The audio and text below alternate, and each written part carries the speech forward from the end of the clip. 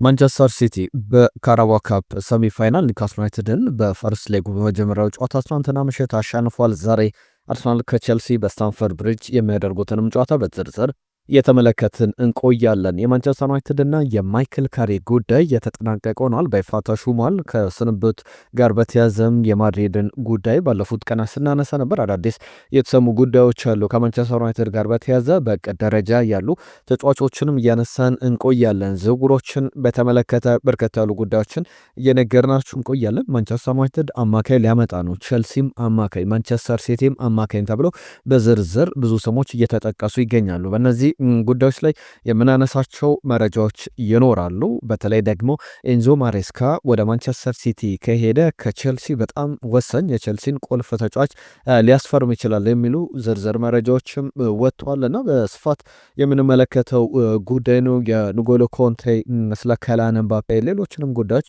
እያነሳሳን እንቆያለን። ከአርሰናል የጉዳት ዜናዎች ጋር በተያዘ ትናንትና ሚኬል አርቴታ ያረጋገጣቸው መረጃዎች አሉ። እነማን በዛሬው ጨዋታ ላይ ይሰለፋሉ፣ በቀጣይ ጨዋታዎች ላይ የመድረሳቸው ነገር ምን ያክል ነው የሚለውንም ጉዳይ እየነገርናችሁ እንቆያለን። በቻላችሁ አብራችሁን ቆዩ። የእናንተንም ሀሳቦች እናነሳለን። ትናንትና በርካታ ተሳትፎችን ተመልክተናል። ዛሬም በተሳትፏችሁ እንድትቀጥሉ አስቀድሜ ያስታውሳለሁ። ይህንን ቪዲዮ ላይክ አድርጋችሁ ጀምሩ። ቤስት ስፖርትን ሰብስክራይብ አድርጉ። ሰብስክራይብ ካላደረጋችሁ ቤተሰብነታችሁን አሳዩ። በቀጥታ ወደ ጉዳዮቻችን እናልፋለን። ትናንትና በኢኤፍኤል ካፕ ኒውካስል ዩናይትድ በሜዳው በሴንት ጄምስ ፓርክ ማንቸስተር ሲቲን አስተናግዶ ነበረ። በዚህ ጨዋታ ላይ ማንቸስተር ሲቲ 2-0 በሆነ ውጤት አሸንፏል። አንቶኒዮ ሴሜኒዮ 53ኛው ደቂቃ ላይ ሰከንድ ሃፍ ላይ ማንቸስተር ሲቲን ቀዳሚ ያደረገ፣ ተቀይሮ የገባው ሪያን ሻርኪ 98ኛው ደቂቃ ላይ ሌላ ግብ አክሎ ጨዋታው 2-0 ተጠናቋል። በእርግጥ በጣም አዳጋች የነበረ ግብ አስቆጥሮ አንቶኒዮ ሴሜኒዮ ለመዳኘት ነበር አዳጋች የነበረው። በቫር ቢያንስ 6 ደቂቃ 5 ደቂቃ ከ30 ሰከንድ በላይ በፈጀ ቆይታ ነበረ ጨዋታው ከሞላ ጎደል ተረስቶ ተቋርጦ ነበር ማለት ይቻላል። በዚህ ግብ ላይ እንግዲህ በመጨረሻም ከጨዋታው ውጪ ነው በሚል አልቤትሮ ወስነዋልና የአንቶኒዮ ሴሜኒዮ ግብ አንቶኒዮ ሴሜኒዮም ራሱ መሻሩ ትክክል አልነበረም ያለበትን አስተያየት ተመልክተናል። ሴሜኒዮ ባለፈው አርብ ነው የፈረመው።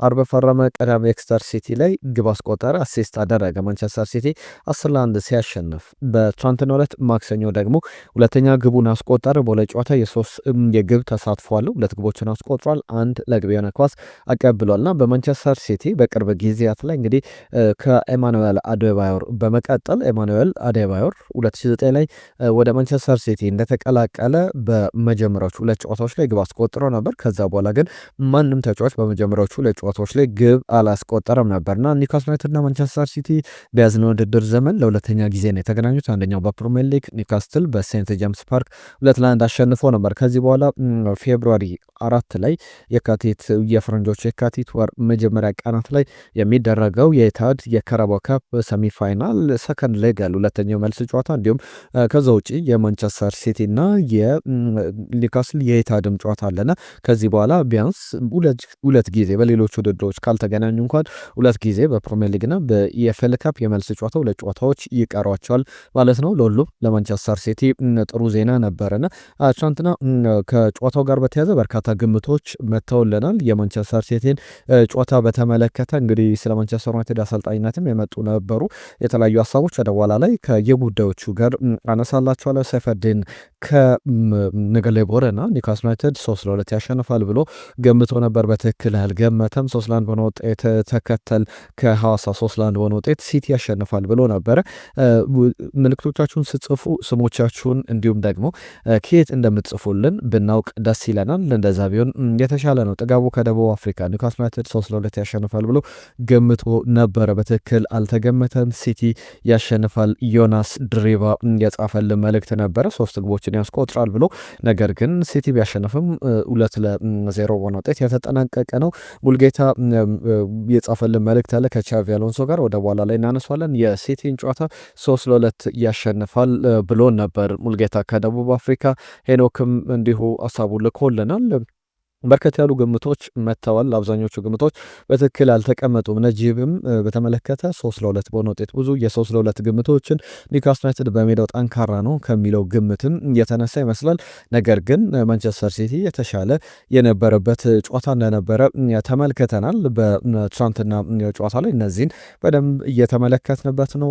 መሐመድ ሁሴን ብቻ በትክክል ጨዋታውን ገምቷል። መሐመድ ሁሴን ኒውካስል ዩናይትድ 2-0 በሆነ ውጤት ያሸንፋል ብሎ እናመሰግናለን። ዛሬ አርሰናል የሚያደርገው ጨዋታ በደንብ ይጠብቃል። በቼልሲ ሜዳ ስታንፈርድ ብሪጅ ላይ የሚደረግ ጨዋታ ነው እና በቅርብ ጊዜያት ላይ አርሰናል ለምሳሌ የመጨረሻ 6 ጨዋታዎችን በስታንፈርድ ብሪጅ አከናውኖ አንድም ጨዋታ አልተሸነፈም። በ3 ባቻ ወጥቷል፣ 3ቱን አሸንፏልና የዘንድሮ ውድድር ዘመን የመጀመሪያው የውድድር ዘመን በእንግሊዝ ፕሪሚየር ሊግ የሁለቱ ቡድኖች ግንኙነትን ስንመለከት በቼልሲና አርሰናል መካከል ኤንዞ ማሬስካ እያለ 1-1 ነበር የተጠናቀቀው። ሊያም ሮዜነር ባለፈው ከቻርልተን አትሌቲክ ጋር የመጀመሪያ ጨዋታቸውን አድርገው ነበረ። ሁለተኛ ጨዋታ ምናልባት ትክክለኛ የሪል ቴስት ይሆናል ተብሎ ይጠበቃል። ከአርሰናል ጋር በስታንፈርድ ብሪጅ የሚደረግ ጨዋታ ነው። ምሽት 5 ሰዓት ላይ ይደረጋል። አርሰናል ለዋንጫ እንደሚጫወት ቼልሲም እንግዲህ በውድድር ዓመቱ ላይ ካሉ የዋንጫ ጨዋታዎች መካከል የሚጠቀስ በጣም ወሳኝ መርሃ ግብር ነውና ለቼልሲም ጉዞ አርሰናልም በጣም አስፈላጊ በተለይ ደግሞ የመጀመሪያው ጨዋታ በደንብ አሁን ኒውካስል ዩናይትድ ትናንትና መሸነፉን ተከትሎ ማንቸስተር ሲቲ በጣም ሰፊ ድል ይዞ ወደ ኤታሃድ ስቴዲየም ወደሚደረገው የመልስ ጨዋታ ራሱን ያዘጋጃልና ለአርሰናልም ለቼልሲ በጣም ወሳኝ ነው። በተለይ አርሰናል ማሸነፍ የሚችል ከሆነ ከሜዳ ውጪ በጣም የተለየ አይነት ጉዞ ይኖራል ከዚህ በኋላ ብሎ መናገር ይቻላል። ግምቶቻችሁን አስቀምጡልን። ባለፉት 5 ጨዋታዎች በስታንፈርድ ብሪጅ አርሰናል አንድም ጨዋታ አልተሸነፈም። 4-2 በሆነ ውጤት 1-0 በሆነ ውጤት በተከታታይ ያሸነፈ። ከዛ በኋላ የመጨረሻዎቹን 3 ጨዋታዎች 2023 ላይ 2024 ላይ 2025 ላይ ባቸው ውጤት 2-2 1-1 እንዲሁም 1-1 ነበር የተጠናቀቁት። በጣም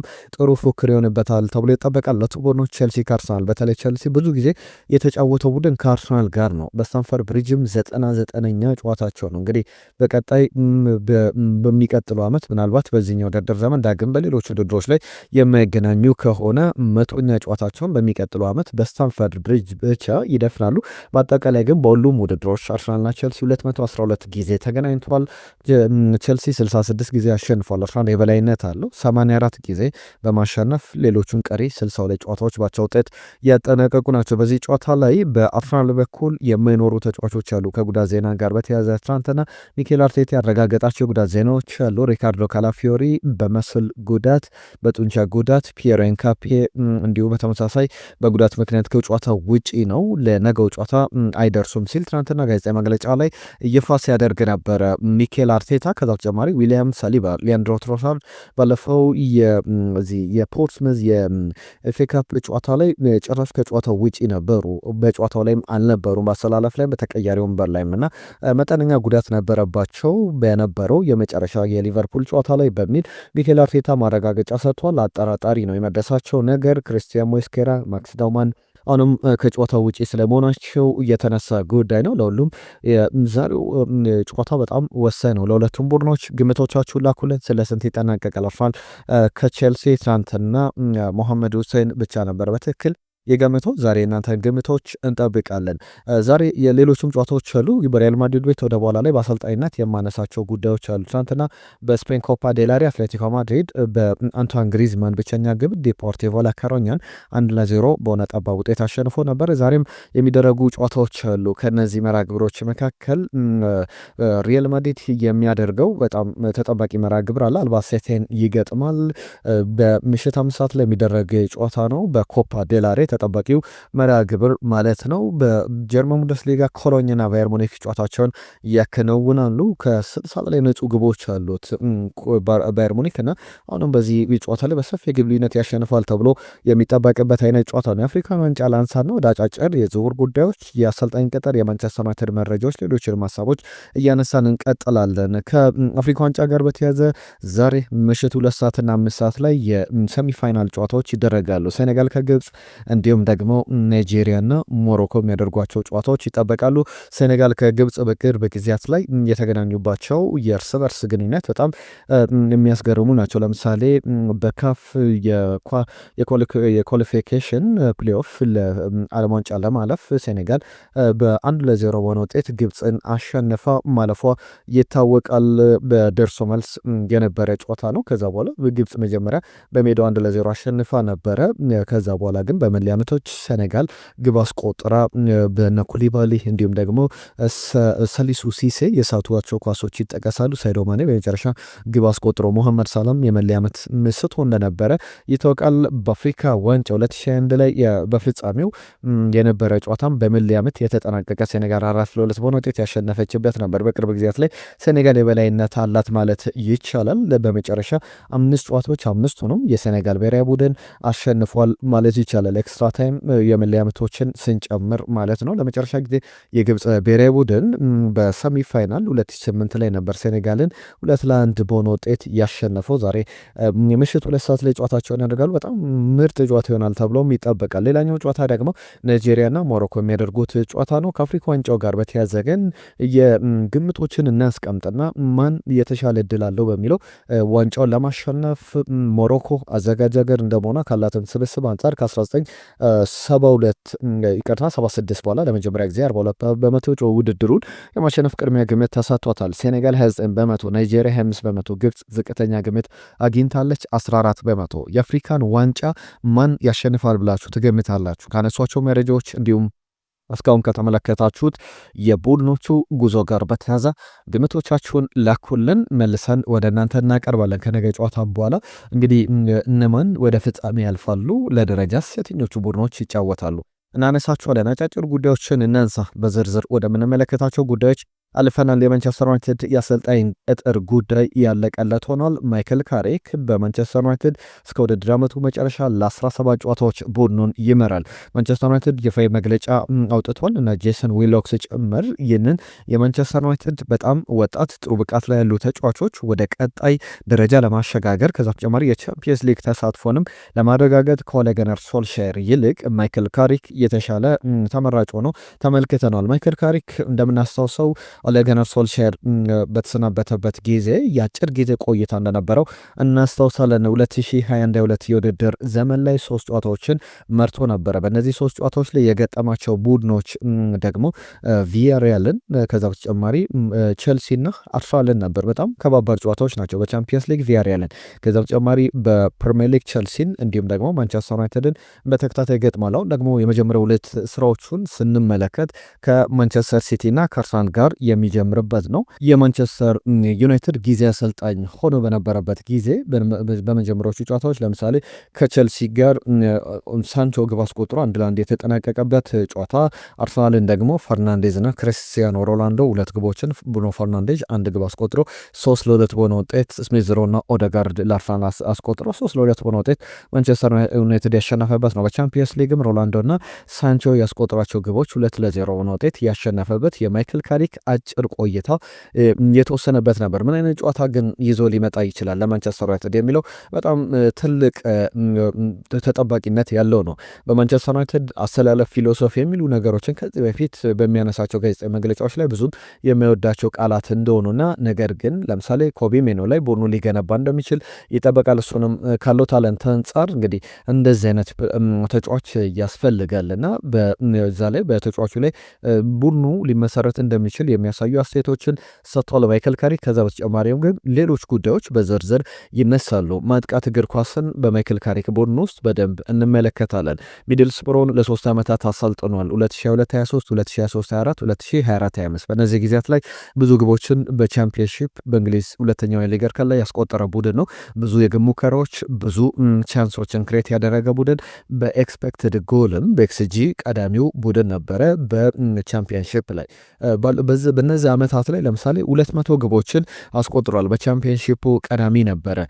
1668 የግብ ሙከራዎችን ከነዚህ መካከል 584ቱ ኦን ታርጌት ነበሩ። በኤክስፔክትድ ጎል 189 ኤክስፔክትድ ጎል አስመዝግቧል። ቢግ ቻንስ ክሬትድ 281 ትልቅ የግብ ዕድሎችን ከዛ በተጨማሪ በተቃራኒ የግብ ክልል ላይ ኳሶችን መንካት ማለት ሌላ ሜትሪክስ ነው። ምክንያቱም ብዙ ጊዜ ወደዛ መሄድ ተደጋጋሚ ማጥቃትን የሚጠይቅ ነውና በዚህም በሊጉ ላይ ከ3218 ጊዜ በላይ በተቃራኒ የግብ ክልል ላይ ቦክስ ውስጥ ኦፖዚሽን ቦክስ ውስጥ ኳሶችን በመንካት ቀዳሚ ነው። በአጠቃላይ በፓስም ብዙ ኳሶችን በማድረግም ሰክሰስፉል ፓስ የሊጉ ቀዳሚ ቡድን እንደነበር ይታወቃል። እነዚህ ሁሉ ቁጥሮች በጣም ብዙ ነገሮችን ያስረዷቸዋል ብዬ አስባለሁ። ስለ ማይክል ካሪክ መምጣት በማንቸስተር ዩናይትድ ምን ተሰማችሁ? በይፋ ተረጋግጧል። በማንቸስተር ዩናይትድ እንግዲህ ቀጣይ የውድድር ዓመቱን መታደግ ትልቅ ኃላፊነት ተሰጥቶታል። በቡድን ውስጥ ግን አንዳንድ የአሰልጣኝ ቡድን አባላት እየተካተቱ አሉ። እነማን ተካተቱ የሚለውን ጉዳይ እየነገርኳችሁ ልቆይ። ከማይክል ካሪክ ጋር በተያያዘ የሰር ጋሬት ሳውዝጌት በእንግሊዝ ብሔራዊ ቡድን ረዳት አሰልጣኝ ሆነው የሰሩት ወይም ስቲቭ ሆላንድ በተለይ ደግሞ ብዙ የምናውቃቸው ብዙዎች አያውቋቸውም ማለት ይቻላል። ከዛ በኋላ ግን ቤንዌት ጋር በእንግሊዝ ብሔራዊ ቡድን እሰጥ አገባ ገብቶ ቤንዌት ካምፑን ለቆ የኳታር የዓለም ዋንጫ ላይ ወደ እንግሊዝ መመለሱ ይታወቃል። በቤተሰብ ጉዳይ ብሎ ከዛ በኋላ ወደ እንግሊዝ ብሔራዊ ቡድንም አልተመለሰም።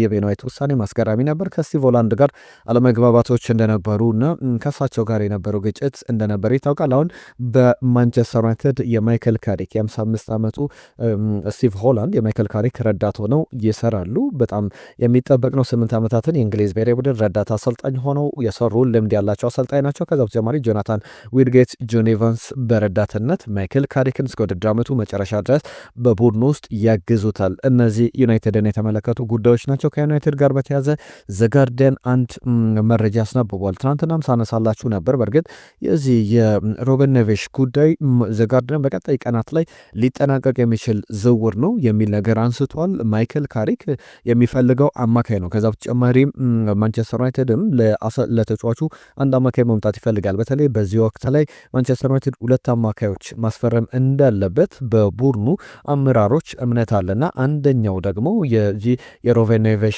ጉዳይ እንደሆነ በስፋት እየተነገረ ይገኛል። ቀሪ 6 ወራት በክለቡ የሚያቆይ ውል አለውና ዘጋርዲያን ጥሩ ከሚባሉ የእንግሊዝ ብዙሃን መገናኛዎች መካከል በተለይ ስፖርቱ ላይ ታማኒ ከሚባሉ ምንጮች መካከል አንዱ ነውና ሮበን ኔቬሽ በጥር የዝውውር መስኮት የሳውዲ ፕሮ ሊግን ለቆ እስከ 20 ሚሊዮን ፓውንድ ድረስ ተከፍሎበት የማንቸስተር ዩናይትድ አዲሱ ተጫዋች ይሆናል። 28 ዓመቱ ላይ ይገኛል። ቢያንስ እስከ 32-33 ዓመቱ ድረስ ማገልገል የሚችል አይነት ተጫዋች ነው። ለምሳሌ ካዝሜሮን እንኳን ማንቸስተር ዩናይትድ 30 ዓመት ሞልቶት በትልቅ ገንዘብ አስፈርሞታልና ፕሪሚየር ሊጉን በለመደ የፕሪሚየር ሊጉን አጫወት በሚያውቀው ሮበን ኔቬሽ ማንቸስተር ዩናይትድ የውድድር ዓመቱን መታደግ ይፈልጋል የሚሉ ዝርዝር ጉዳዮችን እየተመለከትን እንገኛለን። ለሁሉም እነዚህ በደንብ የሚጠቀሱ ጉዳዮች ናቸው። ከማንቸስተር ዩናይትድ ጋር በተያያዘ በዝውውሮች ሌሎች ስሞችንም በቀጣይ እናነሳለን። በአዳዲስ ጉዳዮች የማይክል ካሪክ መምጣትን ግን እንዴት ተመለከታችሁት? ሌሎች ጉዳዮችን እያነሳን ደግሞ እንቀጥል። ከማንቸስተር ሲቲ ጋር በተያዘ የፔፕ ጋርዲዮላ መልቀቅ አለመልቀቅ በጣም የለየለት ጉዳይ ቢሆንም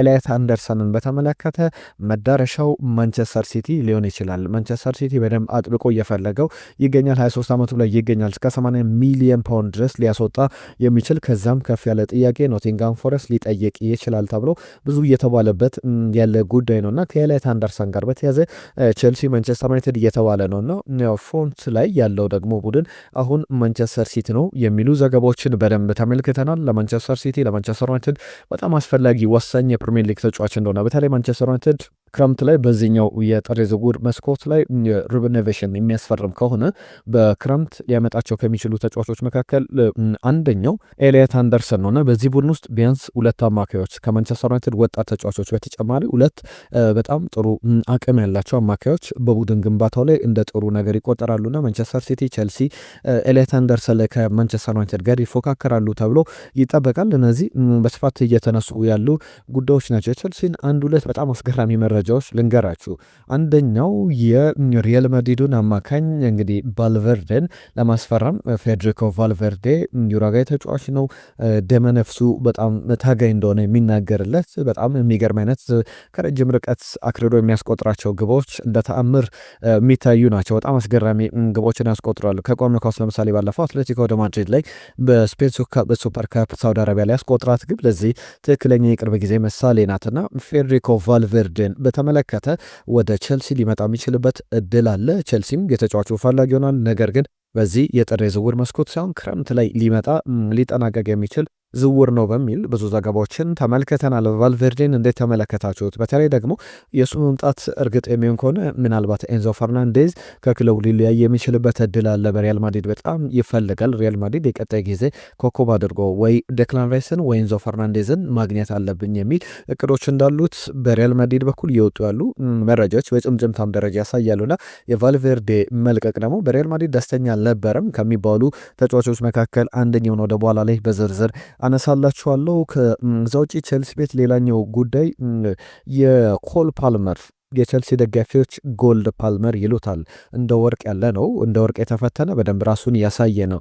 ኮልድ ፓልመር ግብ ሲያስቆጥር በጣም ተረጋግቶ ኤሊት የሚባል ተጫዋች ነውና ኮልድ ፓልመር ጎል ፓልመር ይሉታል። ብዙ ግቦችን ማስቆጠሩን ተከትሎና ስሙን በደንብ እየቀያየሩ የሚጠቀሙበት ኮል ፓልመር በመጨረሻም ከቼልሲ ይለቃል ወይ ወደ ማንቸስተር ሲቲ ይመለሳል ወይ የሚለው ትልቁ ጥያቄ ሆኗል። በተለይ ደግሞ ኤንዞ ማሬስካ ወደ ከቼልሲ ከተሰናበተ በኋላ ቀጣይ ስራው የማንቸስተር ሲቲ ኃላፊነትን በክረምቱ ይረከባል ተብሎ ብዙ ጭምጭምታዎች አሉና በዚህ ጉዳይ ላይ የኤንዞ ማሬስካ ጉዳይ የሚያሳዩ ነገሮች አሉና በተቻለው አቅም የተከፈለው ተከፍሎ ኮል ፓልመርን ወደ ማንቸስተር ሲቲ መመለስ ይፈልጋል የሚሉ ዝርዝር ዘገባዎችን ተመልክተናል። በቀጣይ ጊዜያት ላይ ደግሞ ሊነሱ የሚችሉ ጉዳዮች ናቸው። የኤርገን ክሎፕ እና የሪያል ማድሪድ ኃላፊነትን በተመለከተ ኤርገን ክሎፕ የሰጡት አስተያየትን ደግሞ ላንሳላችሁ። ከሪያል ማድሪድ ጋር በተያያዘ ቻቪ አሎንሶ ከተሰናበተ በኋላ ብዙ አስተያየቶች እየተሰጡ ይገኛሉ። በተለይ ደግሞ ጁድ ቤሊንጋም ቻቪ አሎንሶ እንዲሰናበት ከሚፈልጉ ተጫዋቾች መካከል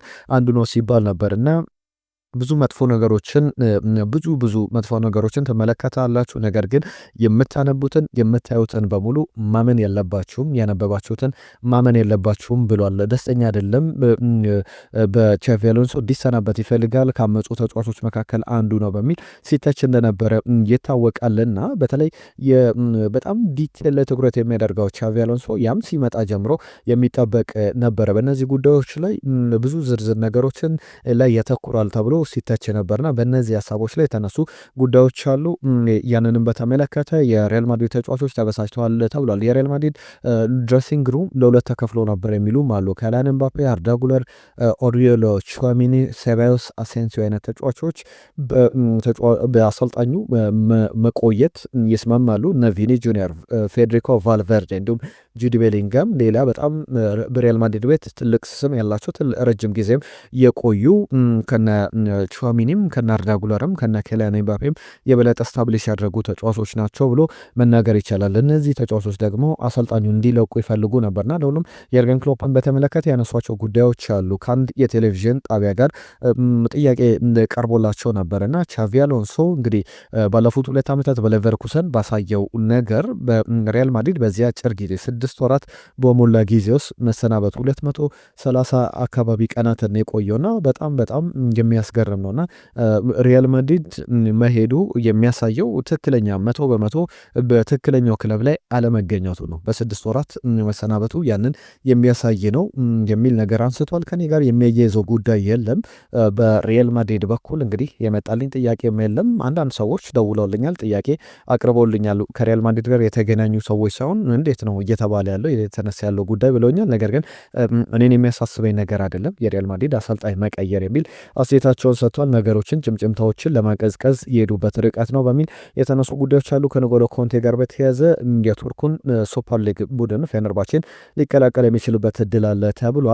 ከአልኢታድ የሚለቅበት እድል አለ ቢባልም የሰርጂ ኮንሴሳው የአልኢታዱ አሰልጣኝ ስለ ዝውውሮች ማውራት አልፈልግም፣ ተጫዋቹ ግን በቡድኑ የሚያቆይ ኮሚትመንት አለበት በሚል ያነሷቸው ጉዳዮች ተመልክተናል። እንደሁሉም እነዚህ በስፋት የሚነሱ ጉዳዮች ናቸው። ትናንትና በተለይ ከቻቪ አሎንሶ ወደ ቡድኑ መምጣት ጋር በተያያዘ ምን ታስባላችሁ ብለን ስንጠይቅ ነበረና አንድ አሰልጣኝ እንግዲህ ሪያል ማድሪድ ሲመጣ ሁሉ ነገር ሺታሪ የተባለ አድማጫችን የሚጠበቅ ነው።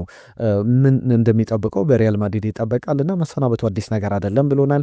ከልብ እናመሰግናለን። ኢማኑኤል የተባለ አድማጫችን ደግሞ ከቻቪ አሎንሶ ይልቅ ኦሌ ጉናር ሶልሼር ይሻላል። ወይኔ ሩኒ ጥሩ ተጫዋች ነው እንጂ ጥሩ አሰልጣኝ አይደለምና ወደ ማንቸስተር ዩናይትድ በመጣም ጥሩ ነው ብሏል። በማንቸስተር ዩናይትድን ወይኔ ሩኒ ካመጣ በጊዜ የማይክል ካሪክ ረዳት አድርጎ የምንጠብቀው ማይክል ካሪክን ወይም ዩናይትድን በቻምፒዮንሺፕ በኮካኮላ ቻምፒዮንሺፕ ላይ ለመጫወት መዘጋጀት አለበት። ሩኒ ማሰልጠን እንጂ መጫወት አይችልም ብሎናል።